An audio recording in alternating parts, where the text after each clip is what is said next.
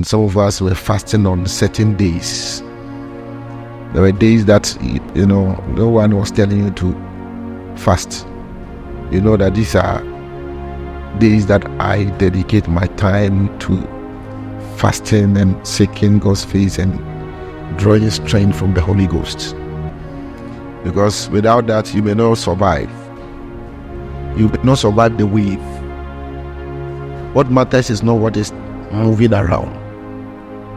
What matters is your capacity. Yes, it is not what is coming at you. That is the most important. It is your capacity. How much weight can you carry? Because that is what will determine where you will land when the thing hits. There are things that when they hit certain people, they might not be able to survive because of the weight of what is coming against them and the stamina, the stature and the stamina that they have at a time. And it is in those first things that we used to do that we were drawing strength from, stamina, so that what becomes a wave. There are different waves at different seasons, and every wave can carry some people away. In Ephesians, he tries to give us an idea of what I'm saying. Chapter 4, verse 13, he says that we be henceforth what? No more children. And he says what? Tossed to and fro. So there is a movement, there's a to and fro, there's a tossing that is going on in the spirit realm, that is going on from the forces, the powers of darkness. What may be changing may be something that is being influenced by the devil, but its influence over your destiny, over your life, it will be determined by your stamina, your stature. The same time that God told Lot and his wife that don't look at Sodom, Abraham was looking at Sodom, and he never turned into a pillar of salt, because what matters is the strength, what you have. During the vacation, a young lady came to me and he said there was an issue. What happened? She said, people had gone home, and when people start going home, and then roommate pairing begins to change, because the boy's roommate is gone and the girl's roommate is gone. So the two now become second pairing after the first pairing they have left. So she was just passing and she heard that something was going on. She said she thought it was radio or TV. So she tried to get close to listen, and she found out that something was going on and there was some sound. And when she heard that sound, she also did it. It is energy. What can you take? What is your stamina? What is your stamina? After she heard that, it was enough for the devil to do something, whatever fire that was being accumulated in that season.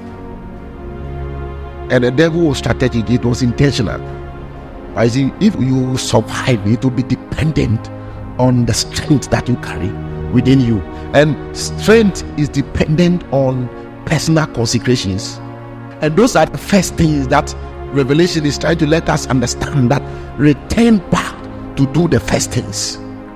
Why many things sometimes begin to go wrong around our spiritual lives is because sometimes we have left the first things. And many things may be right, whereas you still might have left the first things. Church might still be going on. You may still sing, you may still play the keyboard. I may even preach, you may still come for the prayer meetings. All of us, but it could be that you might have left your first love. I'm not talking about sin. I'm talking about consecration that you used to keep, that you are no longer keeping. Instructions that God gave you, that you were adhering to with fear. The Bible says, work out your own salvation with fear and with what? Much trembling. He didn't just say trembling, he said what? With much trembling. So the fear and the much trembling has disappeared. You strolled up and down anyhow. Now when you fast, you break at 9, or maybe 11 a.m. you fast with chips and zobolo. One guy told me that I fast with 4 balls of banku. One of our friends those days. No wonder when you see him, you know he fasts with banku. He has become round. You see, and let nothing deceive you. If you want to know if you are in alignment with God, it's not about what is happening around you.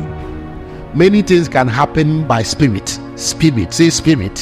So the proof that you are in alignment with God, we will find that out by the kind of consecration, the kinds of consecrations, the order of alignment that you keep.